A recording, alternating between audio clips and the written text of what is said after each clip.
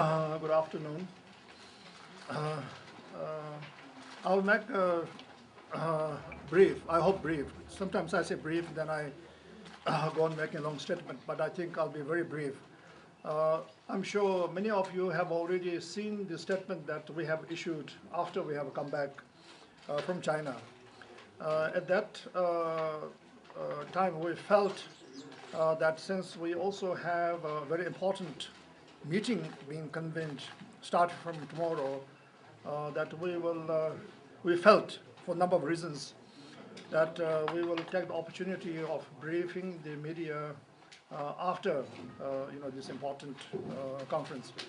However, as you all have followed, our Chinese counterparts felt the need and the compulsion to rather issue elaborate statements and hold unprecedented press conferences where they have not only, I think, misunderstood, but there has been attempt definitely to distort some of the fundamental issues that we have been discussing with the Chinese government.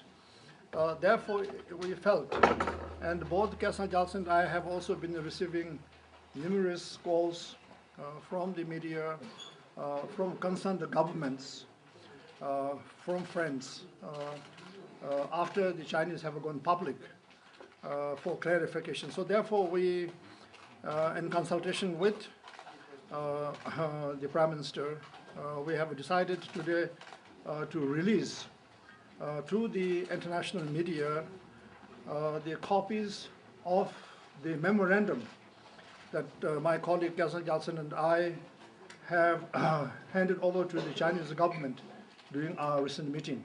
So the main purpose of today's press conference is actually to share with you the detailed memorandum. Our hope is that you will read it carefully, you will analyze it, and then draw your own conclusions as to the statements by our Chinese counterparts are fact or exaggerated. This is for the first time that we have shared such an important document publicly. But we also felt, having a little bit of experience with media, that time factor, we also prepared a summary. Not that we're trying to lead you to some of the issues that we want you to highlight, but you have deadlines to catch. So we have also prepared a summary which will help you, most probably, to understand some of the key issues that we have raised. So I wanted to ask my colleague, Mr. Sampil, to read to you the summary so that you can reflect on it. And then immediately after that, my colleague, Kelsang, Gyaltsen, and I will take questions. And we have also asked the Information and International Relations Department to see if we can spend at least about an hour. And also with us is our colleague, Sonam Tabo. Many of you know. He has been part of our delegation since the very beginning. So he will also assist us if it is necessary. So I will ask first Sampil to read to you the summary of our memo. Then immediately after that, we'll start taking questions. Thank you. Summary of the Memorandum on Genuine Autonomy for the Tibetan People. Introduction. During the 7th round of talks in Beijing on 1st and 2nd July 2008, the Vice Chairman of the Chinese People's Political Consultative Conference and the Minister of the Central United Front Work Department, Mr. Du Jiling, explicitly invited suggestions from His Holiness the Dalai Lama for the stability and development of Tibet. The Executive Vice Minister of the Central United Front Work Department, Mr. Du Weijun, further said they would like to hear our views on the degree or form of autonomy we are seeking, as well as on all aspects of regional autonomy within the scope of the Constitution of the People's Republic of China. During the recent 8th round of talks, we presented the Memorandum on Genuine Autonomy for the Tibetan People to the Vice Chairman, Mr. Du Jiling, and held extensive discussions with our Chinese counterparts on November 4th and 5th in Beijing. In recent days, the Central United Front Work Department of the Chinese Communist Party has issued statements about our talks in Beijing and in particular about the content of the memorandum we have presented to them. These Chinese statements distort the position and proposal we have outlined in our paper. In order to enable the public, concerned governments, parliamentarians, non-governmental organizations and individuals to gain a comprehensive and full understanding of the Tibetan position on genuine autonomy for the Tibetan people, we are releasing today the memorandum. Our memorandum puts forward our position on genuine autonomy and how the specific needs of the Tibetan nationality for autonomy and self-government can be met through the application of the principles on autonomy of the Constitution of the People's Republic of China as we understand them. On this basis, His Holiness the Dalai Lama felt confident that the basic needs of the Tibetan nationality can be met through genuine autonomy within the PRC. Summary of the memorandum. The Constitution of the PRC contains fundamental principles on autonomy and self-government, whose objectives are compatible with the needs and aspirations of the Tibetans. Regional national autonomy is aimed at opposing both the oppression and separation of nationalities by rejecting both Han chauvinism and local nationalism. It is intended to ensure the protection of the culture and identity of minority nationalities by empowering them to become masters of their own affairs. To a very considerable extent, Tibetan needs can be met within the constitutional principles on autonomy. On several points, the Constitution gives significant discretionary powers to state organs in decision-making and on the operation of the system of autonomy. These discretionary powers can be exercised to facilitate genuine autonomy for Tibetans in ways that would respond to the uniqueness of the Tibetan situation. Given goodwill on both sides, outstanding problems can be resolved within the constitutional principles on autonomy. In this way, national unity and stability and harmonious relations between the Tibetan and other nationalities will be established. Tibetan aspirations. Tibetans have a rich and distinct history, culture, and spiritual tradition, all of which form valuable parts of the heritage of humanity. Not only do Tibetans wish to preserve their own heritage, which they cherish, but equally they wish to further develop their culture and spiritual life and knowledge in ways that are particularly suited to the needs and conditions of humanity in the 21st century. As part of the multinational state of the PRC, Tibetans can benefit greatly from the rapid economic and scientific development the country is experiencing. While wanting to actively participate and contribute to this development, we want to ensure that this happens without the people losing their Tibetan identity, culture, and core values, and without putting the distinct and fragile environment of the Tibetan plateau to which Tibetans are indigenous at risk. His Holiness the Dalai Lama's commitment to seek a solution for the Tibetan people within the PRC is clear and unambiguous. This position is in full compliance and agreement with the paramount leader Deng Xiaoping's statement, in which he emphasized that except for independence, all other issues could be resolved through dialogue.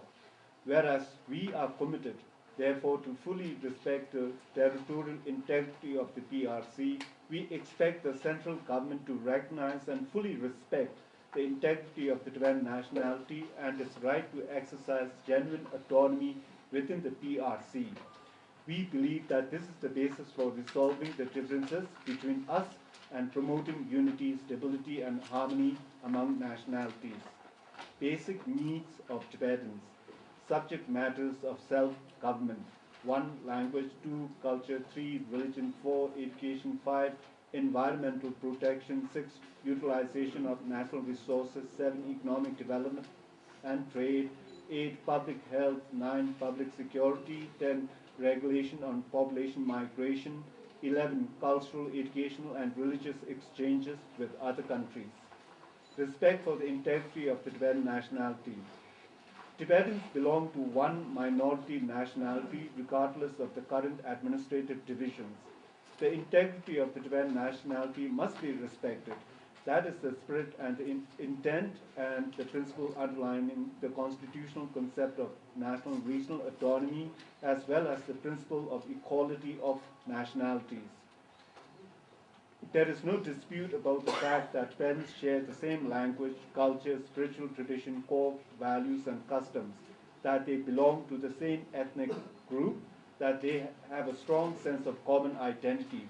Tibetans share a common history, and despite periods of political or administrative divisions, Tibetans continuously remained united by their religion, culture, education, language, way of life, and by their unique high plateau environment. The Tibetan nationality lives in one contiguous area on the Tibetan plateau, which they have inhabited for millennia, and to which they are therefore indigenous.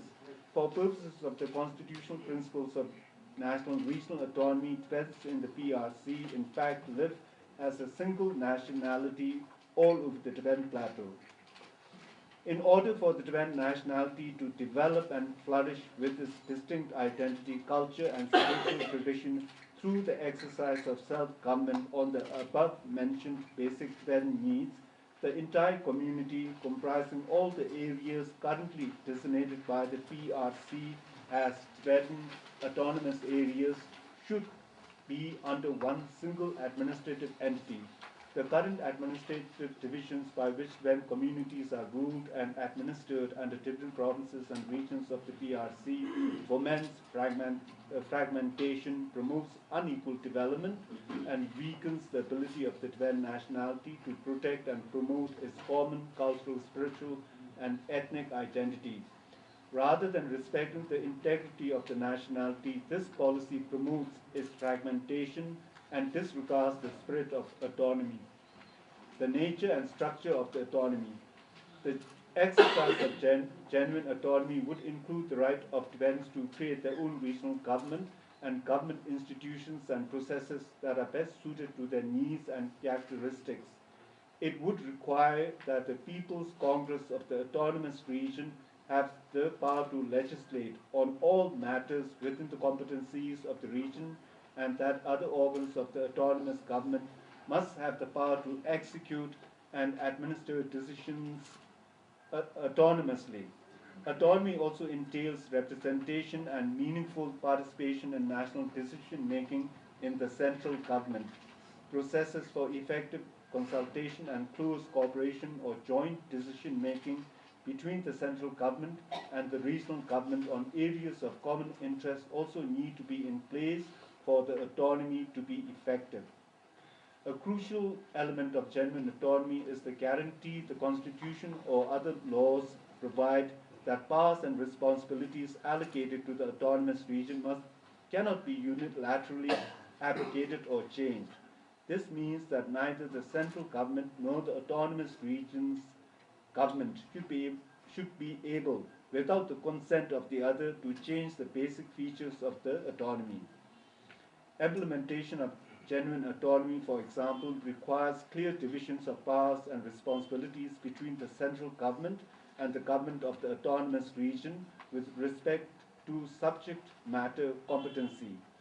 Currently, there is no such clarity, and the scope of legislative powers of autonomous regions is both uncertain and severely restricted.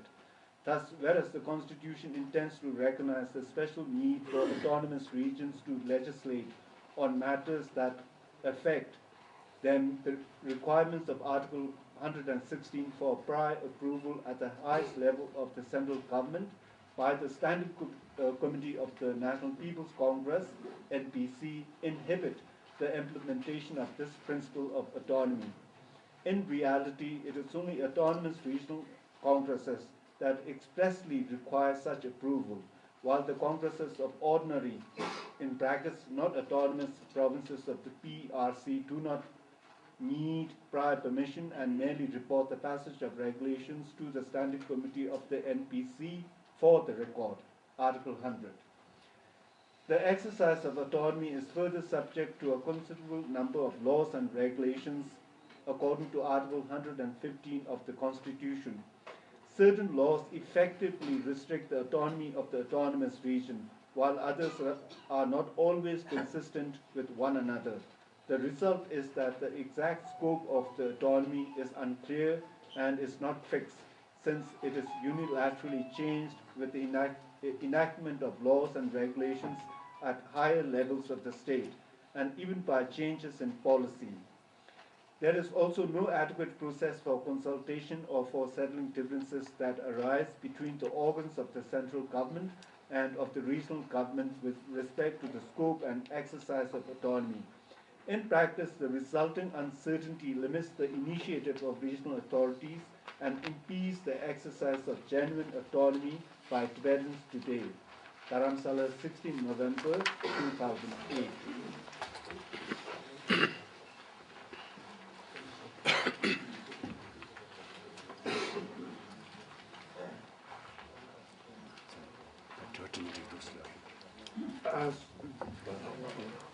The session is, the two envoys are happy to receive your questions.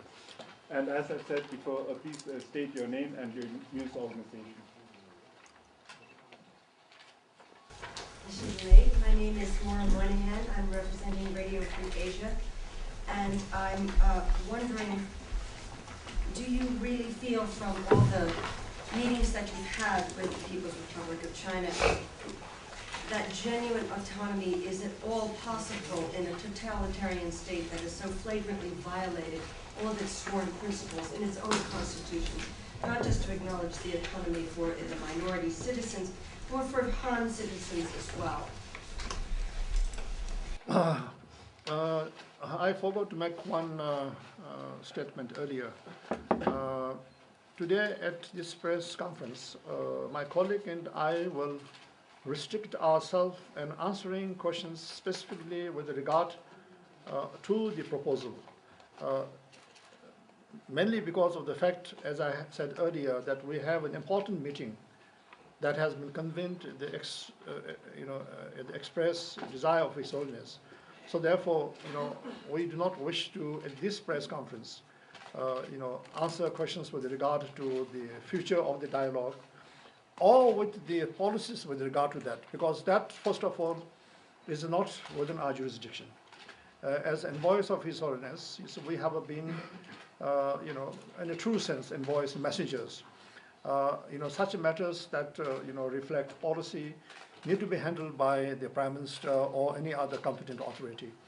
And also with regard to the future, as to where the stocks will go, as to whether the stocks will continue or not, that again is a matter that in the past we have definitely dealt with it because we had the competence. But today, we will not again entertain any such questions. In fact, even before any one of you asked a question, I wanted to answer one accusation I believe our Chinese counterparts are already making to several governments, that my colleague Kelsang, Gyaltsen and I did not even this time discuss the possibility of any future rounds. That's absolutely true because of the current situation. First of all, total failure on the part of the Chinese government to sincerely reciprocate to the efforts of His Holiness for the last many decades. I'm not just talking about the period that Kelsang, Gyaltsen and I started dealing with Chinese government. I'm talking about for decades. And more than that, our biggest disappointment, and in fact, one reason that His Holiness also in the recent past had to publicly express his own dismay is the situation on the ground. Situation inside Tibet, various parts of Tibet. After all, the reason why His Holiness wants to engage the Chinese government, the reason why we have been sent year after year is to bring some relief, if not a permanent solution, but at least some relief to the suffering of the Tibetans. And in the last few years, all of you have witnessed an increase of China's repressive policies, and especially since the massive uprisings that has taken place in Tibet from March 10th of this year. the Chinese policy in Tibet has been one that is reflective of the worst period of their rule in Tibet. In fact, you see, sometimes the Chinese government accuse us, as they have done this time, is that, oh, we are demanding this and that, and we also talk about one country, two system. The fact is today in China, there's at least one country, three systems. There is the system which they have given to Hong Kong and Macau. There's a system that prevails through the rest of China, but there's yet another system that exists in Tibet today. So the fact is that, you know, they accuse us of demanding one country, two system, but the actual situation is in China today, there is one nation, three systems.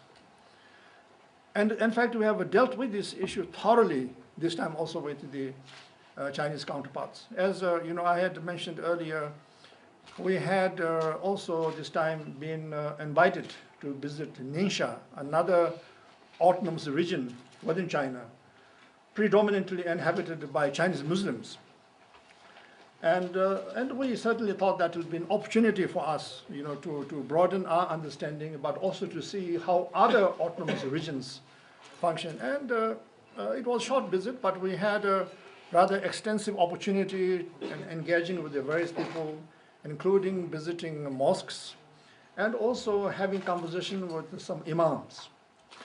And to our surprise, you know, of course, I'm sure not to their full satisfaction, but we found, for example, you know, several hundred, you know, students, or maybe even more, from Ningxia area are studying in various countries. They themselves shared the information with us in Indonesia, in Pakistan, in Egypt, and Saudi Arabia, and several other countries, and Islamic institutions. Similarly, you know, they very proudly and we're very happy, you know, shared with us the fact that the autonomous government subsidize people going on Hajj, on a pilgrimage. And I think they said this year alone they have sent more than 1,000 people on a pilgrimage to Mecca on Hajj. So that was, you know, definitely we are quite, you know, pleased, you know, to see that our, you know, Chinese Muslim, you know, brothers and sisters, you know, have at least, you know, some limited freedom. So when we were discussing this matter, our experience, and also with regard to, you know, some of the issues we have raised, we then, you know, said that we're pleased to see that. But on the other hand, in Tibet, forget about permitting Tibetans to leave Tibet, to come to India to study, to have a blessings of His Holiness. Tibetans from other parts of China, from the traditional area of Amdo and Kham, the present-day Qinghai, Gansu, Yunnan, Sichuan. No, they are even forbidden. In fact, many of the monks who have been studying in some of the institutions in and around Lhasa have been sent back, has been expelled. Now, this tradition has been going on for the last, you know, hundreds of years, in some cases even 1,000 years. So even when we mentioned that, you know, their answer was, well, that's different. Because Tibetans who wanted to go to see the Dalai Lama, because Dalai Lama is spiritist. So I took the opportunity to tell my counterpart, I said, Mr. Minister, that is a sweeping accusation. Tibetans are very religious people. Even Tibetans who are members of the so-called Communist Party are, we know, many of them are believers, to use Chinese term. So I said, Tibetans are very religious people. Vast majority of Tibetan people regard His Holiness the Dalai Lama as their spiritual, their guru. So by your sweeping statement, you are, in fact, labeling vast majority of Tibetans as a spiritist. You know, so these are, you know, we mentioned this, and similarly we also mentioned, and you must know that today, while China is becoming prosperous, in fact, many of the countries are now advertising to get Chinese tourists. Even in Europe, many countries now print a lot of brochures in Chinese language because, you know, there is a lot of money, at least in the hand of a section of the Chinese people. So they come as tourists. Many of the boutique shops, which traditionally used to cater to the Japanese tourists, are today catering to the new rich Chinese tourists. So if for Chinese citizens to get a passport these days is very easy. In fact, the Chinese government encourages its citizens to travel abroad, go all over the world. But a Tibetan, even if you are Communist Party member, even if you are senior functionary, it is almost impossible to get a passport in the country. We mentioned that. In fact, I even mentioned to them a personal experience that I have with someone that I know, whose brother recently died. And this other brother who lives in the United States could not even get, after months of pleading, to go and have the opportunity of meeting a brother who was dying. He died, and that brother is still waiting for permission to go. So, so we shared this. Therefore, we just wanted to know that our biggest disappointment is the Chinese government's unwillingness to make even one small step within Tibet, in spite of our strong urge to address the grievance of the Tibetans, because that is important. So therefore, I just thought that, one, please, restrict your questions exclusively, to the issue of the memorandum, because that, as I said, is very clearly is the purpose of today's press conference, and on that we would like to be able to answer as clearly as possible, so that there is a clarity about the issue. Right, sir, you read it back, please. Yeah, just Chinese Communist Party's 9-member Politburo Standing Committee hasn't made any concessions in 50 years. With all due respect, wasn't it just a waste of time going over there? Could you please mention your name and your news organization? I'm sorry, my bad. Jeremy Taylor, I'm an independent film producer. Sometimes I work with Moore over there. Doing a documentary right now about Thank you for your remark. I think you're making more than a remark than asking Sorry. questions. Please, your name and your organization. Can you just describe the atmosphere during this last round of talks? Was it more of the same, or was there anything different? Was there any more? Was there a greater sense of hostility at all, or what was the same? What was different about this last round? Well, personal behavior of our Chinese counterparts, have been consistent. But that, while, I mean, we appreciate that. I think it is good to, as a civilized people, that to treat each other in a decent way. But most important is the issue. That is where, you see, we have a comeback, this time, really disappointed, because we felt, as we mentioned very clearly in our statement, when Kelsang and I met with the new Minister of United Front in July, of this year, a few months back, he himself explicitly invited suggestions from His Holiness. His exact word is for stability and for the development of Tibet. And furthermore, our counterpart, Executive Vice Minister, had asked us again explicitly to come back with a clarity as to what we mean by genuine autonomy. And then our views on various aspects of that. So therefore, we sincerely made a lot of effort, spent a lot of time in preparation of this memorandum. And again, I don't want it to, because you are competent to come to your own conclusion. You can clearly see that we have made extreme effort in every aspect that our proposal complies with the Constitution of China and other statutes.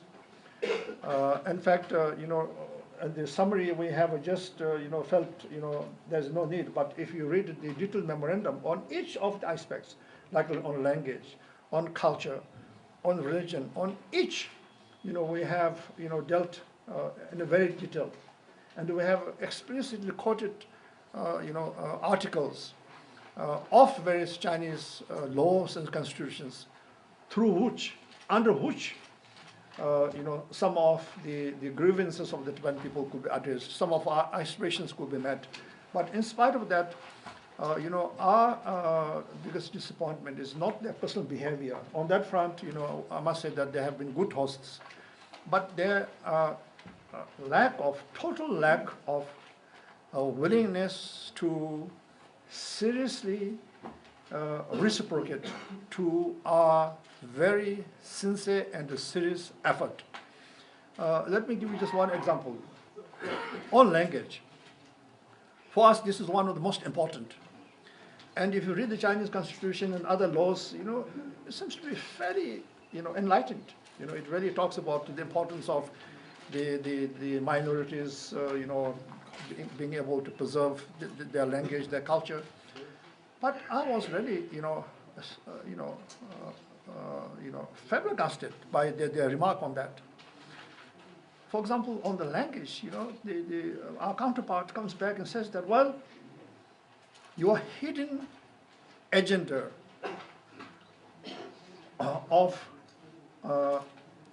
independent in disguise becomes abundantly clear even in your proposal with regard to the Tibetan language. He says that, your proposal doesn't talk anything about the importance of the Chinese, the Mandarin Chinese language. Your intention is by making the Tibetans exclusively speak and write the Tibetan language, so that by virtue of that, any link with the central government, any link with the rest of China is eliminated. So I said, so he said that very alone, the fact that you are so much insistent that the Tibetans speak Tibetans, that the Tibetans learn to write and read Tibetan script, is also seen as an act of spiritism. This was the kind of attitude. And we responded by saying, look, we are here speaking on behalf of the Tibetans. It's not our responsibility to represent the Chinese central government, nor to talk about the protection of the Chinese language. That's being very well protected. But we're not against. We, in fact, would like Tibetans to become bilingual or even learn as many languages as possible.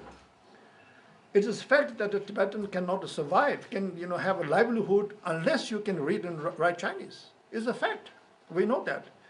So we told the Chinese counterparts that we ourselves, the exile government, had in fact made efforts to teach Chinese in our own institutions. But I said, our memorandum is about, how the Tibetans can maintain their identity. Our memorandum is not about how the Chinese can maintain their identity.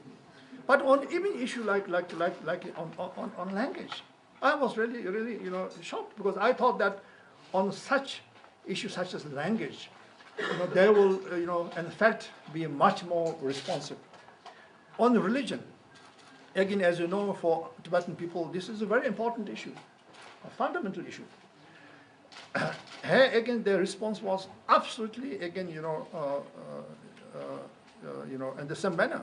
They said, it's very clear, by advocating that the monasteries have the full authority with regard to the admission of monks, with regard to how they are conducted. You wanted to strengthen the basis of the spiritists. You wanted to, in fact, the monasteries are the hotbeds of separatist movement. So again, they said that from your proposal, we can clearly see that this is definitely a hidden agenda for trying to separate, Tibet, from China. So this is, the reason why, we are deeply, disappointed. It is not about how we are treated, and their, response to every aspect. We pressed over and over again, but they were absolutely adamant in rejecting our most reasonable, according to our opinion, which is tailored according to the Chinese constitution. Obviously, I'm sure some international competent legal minds will now apply, because they have both our proposal as well as the Chinese reaction to see whether our proposal is indeed, as the Chinese accuse, against the constitution, that it is aimed at splitting China, and yet, seeking hidden independence or independence in disguise. Please, as we'll appreciate, as Mr. Lodi Gyari said, if you could respect his suggestion and request that you confine your questions to the memorandum. please, your name and your... Was there any understanding between the Chinese government on any of the points mentioned in the memorandum, or was it like totally rejected? As I said earlier, our biggest disappointment is that they found our whole memorandum as, in fact, they use the term that this is the same idea and a new packaging, that we are still very much motivated for the separation of Tibet, that it is definitely seeking semi-independence or independent disguise. That was because if they have come back and we said it so that in any situation, obviously when two parties in conflict are meeting, there will not be agreement on every aspect. When we left, we did not think that Chinese government said that, oh, excellent, we agree with every aspect, but at least we felt, and this is exactly what we have asked over and over again, that maybe we agree with some aspects, we disagree with some aspects this time, but no, their position is one that was adamant and accusing our whole proposal as one that is against Constitution, challenging the authority of the National People's Congress, challenging the authority of the central government, challenging the authority of the supremacy of the Communist Party of China. So that really was to be very frank was the biggest disappointment of their attitude on every aspect of our proposal. The Chinese side even criticize the heading of our memorandum, which says genuine autonomy for the Tibetan people, by stating we have made very clear to you, that you are not entitled to speak on behalf of the Tibetan people. So therefore, even though we tried our best to explain to you that we are willing to talk only about the personal affairs of His Holiness the Dalai Lama and the people around him, once again you are coming and talking about autonomy for Tibetan people. So in that context, during our meetings with our Chinese counterpart, a new element that the Chinese side introduced was they brought the vice governor of the Tibetan Autonomous Region to the meeting, Mr. Pematile. So, and basically making the point that the Tibetan, the local People's Congress of the Tibetan Autonomous Region and the local government of the Tibetan Autonomous Region is the genuine or the legitimate representative of the Tibetan people. And we made very clear to the Chinese side that, of course, we welcome very much that some Tibetans nowadays seems to have some positions of influence and to a limited power. And we congratulate Pematile to his position and express our hope that he will use this position to serve the Tibetan people in the best way possible. And we reminded him also that in the past, many Tibetan officials, because of the repressive system inside Tibet, used to report to Beijing that everything is fine, that every Tibetan is happy, and so on, falsifying statistics, falsifying reports. So during the past years, on our visit to Tibetan areas, our impression was that many of the local Tibetan functionaries were young Tibetans with some form of education, and also dedicated to serve the Tibetan people. And we are very happy about this development. So we expressed to Pema Chile that he will continue, you know, that we hope that he belongs also to these young people who try to serve the Tibetan people in the best way possible. But at the same time, we made also very clear to him that on the question of who can represent the Tibetan people, you know, leaving the question of independence, we would welcome some kind of referendum in Tibet, asking the Tibetan people who they wish be represented by whom. So therefore, the basic point that the Chinese side this time tried to do is, first of all, denying that we are entitled to talk about the welfare and future of the Tibetan people. So I think under that, against this background, they also rejected the proposal or the memorandum that we put forward to them. Can you clarify?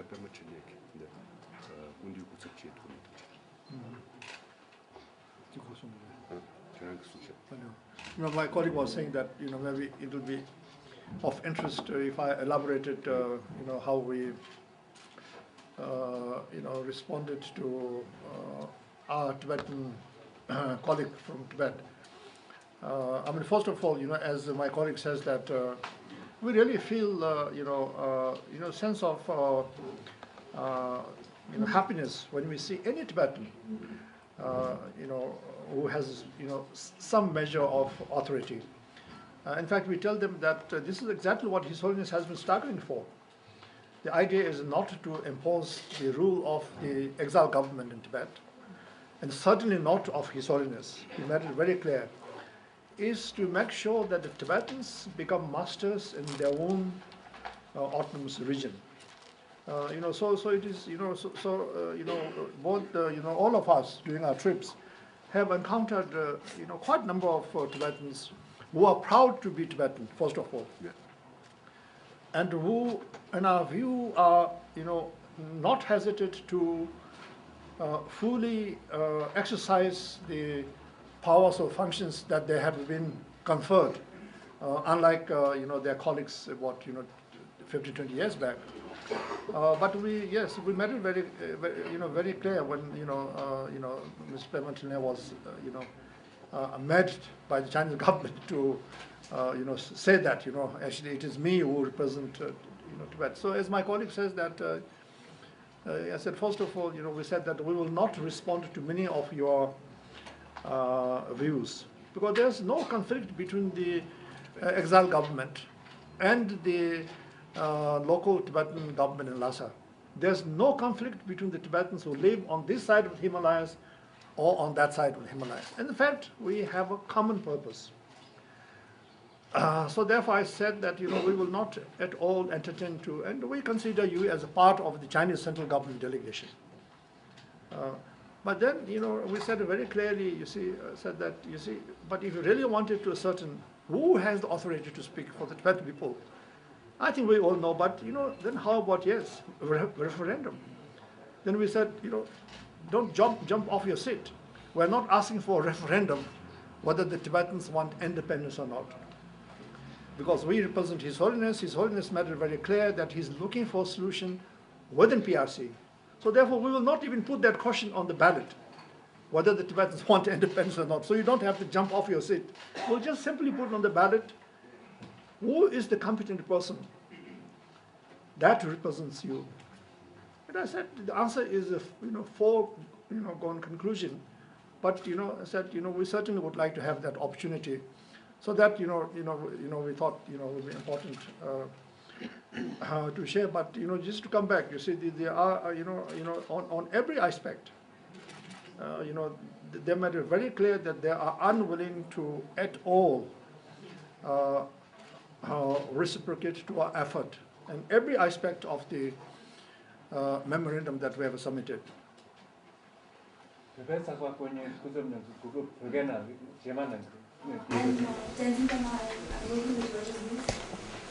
Reuters News. From where? Reuters News. Oh, right. What of the many statements that the Chinese government made recently, one of them was that granting any kind of autonomy to the Tibetan people would result in ethnic cleansing of the Chinese community or minority groups within Tibet. How would you respond to that, and has that come up in the discussions? That comes up with almost in all our meetings. And that's absolutely baseless charge. I mean, the Chinese government has been making extraordinarily,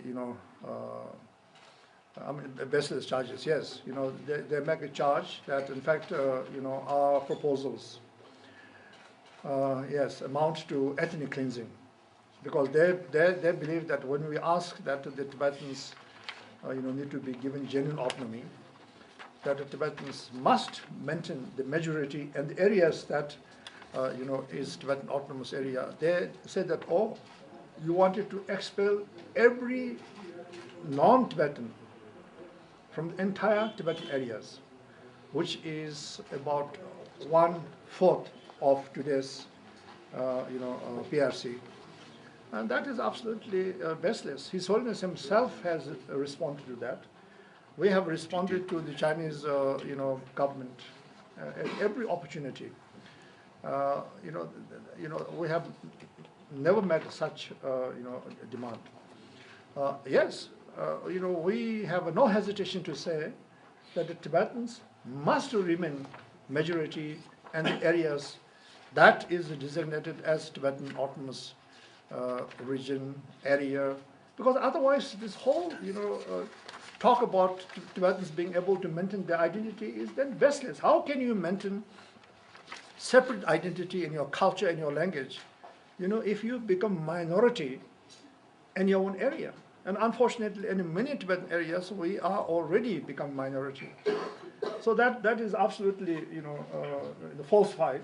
But yes, I have seen even in recent, past, even during our meetings also, they always raise that.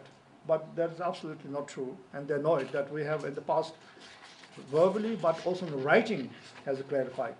And as a result of that accusation, in fact, if you go back, His Holiness himself has made public remarks. Professor Lurmuchi has made public remarks on that. Please. I'm sympathetic to Dr. Newsweek.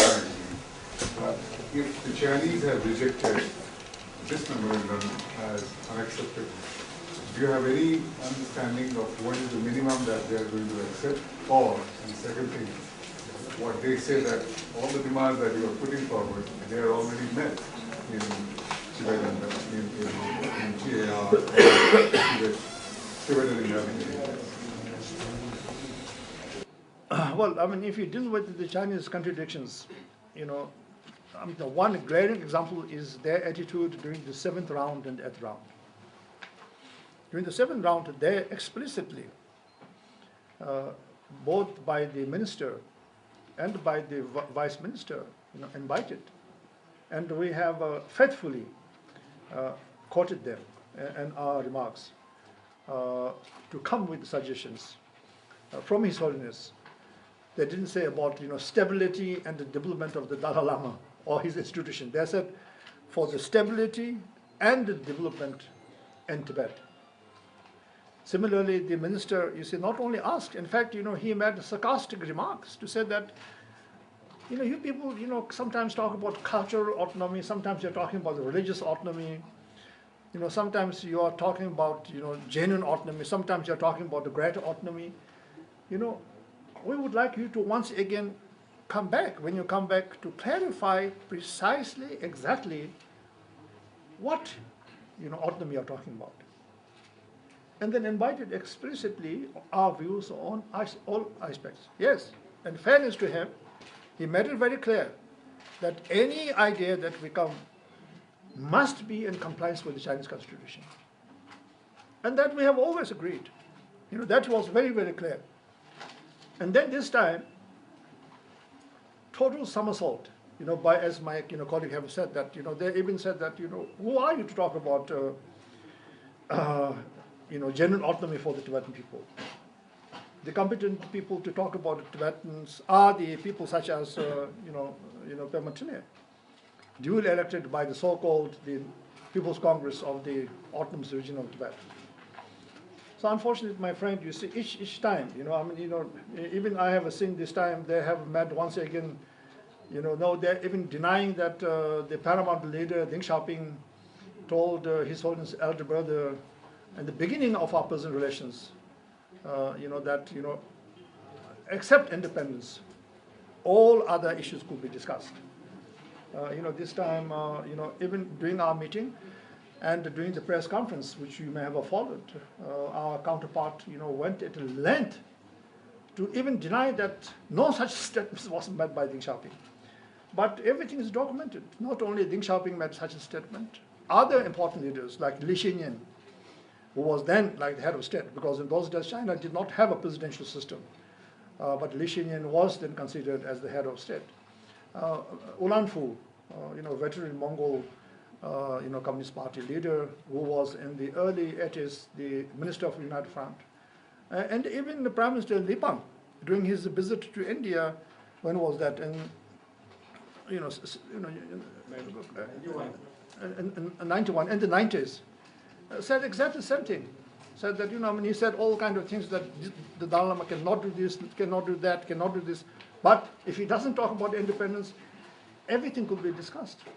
But this, unfortunately, is the uphill task that we have. We are dealing with the system, and this is no reflection of the individual's system that does not hesitate to change its position from day to day, not from month to month, from day to day. And how can you have any dialogue with them if they don't even, that's always moving the goalposts? Well, we can only talk about till today. You see, as I said very clearly, we are not competent. We do not want to discuss, what's, going to happen. In fact, we told the Chinese very clearly this time, very, very clearly from day one, that we have now reached the crossroad. Either, we have to be able to move forward, or we have to reverse, or we have to go on the right or on the left. And we made it very clear that as far as, our task is concerned, it has certainly come to a crucial stage. We made it very clear to them.